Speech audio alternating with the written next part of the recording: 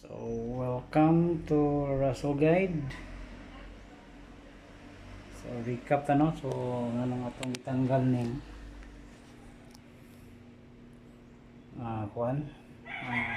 kitchen sink. So, ay tabuan ng kitchen sink. So, ang tubig mahugas, umusod na dira sa kilid. Dire, umusod na sa kilid. Ano siya? So, dire musod ng tubig dire nya mo dito motulo na sa ilalom.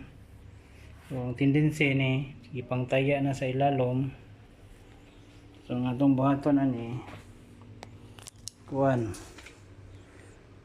gamitan ni siya gliha. So kani mga taya-taya dire sa kilid, lihaan na siya para malimpyo.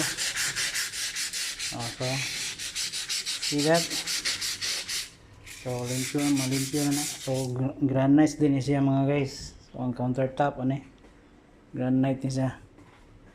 So lihaan na siya para matanggal tong mga taya.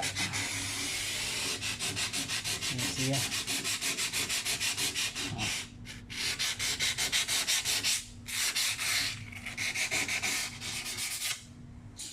So